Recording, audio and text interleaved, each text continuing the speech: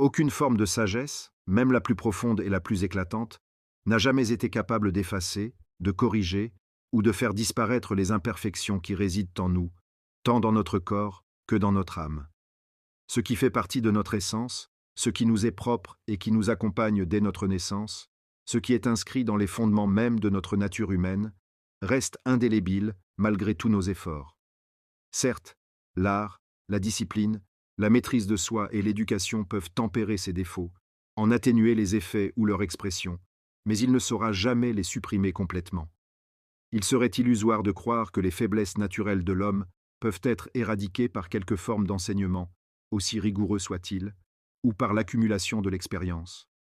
Ce que la sagesse peut faire, c'est apaiser, contrôler et modérer ces imperfections, non les effacer. Même parmi les individus les plus solides, ceux qui semblent les plus inébranlables et les plus stoïques, certains, lorsqu'ils se trouvent en présence d'un public ou d'une situation de pression, se retrouvent submergés par des réactions physiques qui trahissent leur vulnérabilité intérieure. Ainsi, on peut observer que certains, sans raison apparente, sont soudainement envahis par une sueur froide, une sueur si abondante qu'elle semble être le résultat d'une fatigue excessive ou de la chaleur écrasante d'un environnement particulièrement oppressant.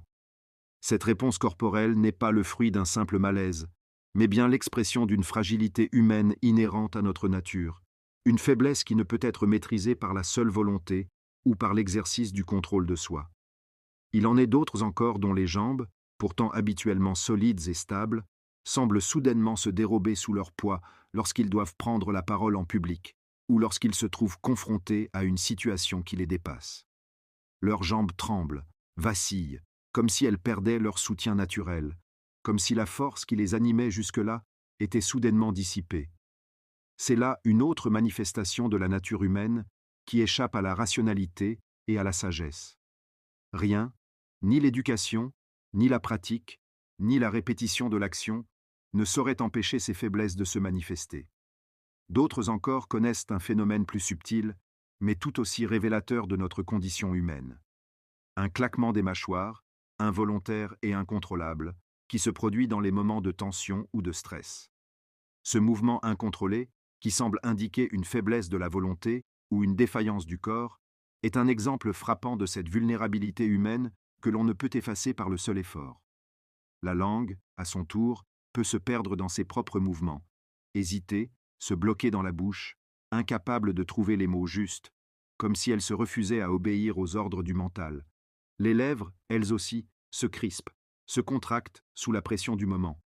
Ce sont là des faiblesses, des défaillances corporelles et psychologiques que ni les leçons, ni les techniques, ni la pratique assidue ne parviennent jamais à éradiquer totalement. C'est dans ces moments de fragilité, de faiblesse et d'humanité que la nature, avec toute sa sagesse, rappelle à l'homme qu'il est avant tout un être limité, soumis à des lois qui échappent souvent à sa compréhension ou à son contrôle. La nature, dans sa grandeur infinie et son intelligence profonde, exerce un ascendant subtil sur nous, nous rappelant sans cesse que notre condition humaine est marquée par l'imperfection. Même dans les moments où nous nous croyons maîtres de nous-mêmes, lorsque nous nous sentons forts et invincibles, nous restons vulnérables. Et cette vulnérabilité, loin de nous rendre faibles, devient une source de sagesse. Car elle nous enseigne l'humilité, nous invite à la patience et à la compréhension de nos propres limites. Il est essentiel de comprendre que ces imperfections naturelles, loin de constituer une cause de honte ou de faiblesse, sont en réalité des rappels constants de notre humanité. Elles sont la preuve que nous ne pouvons jamais être totalement maîtres de notre corps ni de notre esprit. Nous pouvons lutter contre elles, nous pouvons chercher à les tempérer, à les atténuer par le biais de la philosophie, de la sagesse et de la discipline. Mais elles resteront toujours présentes, dans une forme ou une autre.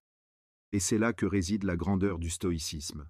Non pas dans la croyance que l'on peut éliminer toutes les faiblesses et toutes les imperfections, mais dans la capacité à accepter ces faiblesses avec sérénité, à les intégrer dans notre vision du monde, et à comprendre que c'est en étant confrontés à nos propres limites que nous pouvons vraiment grandir.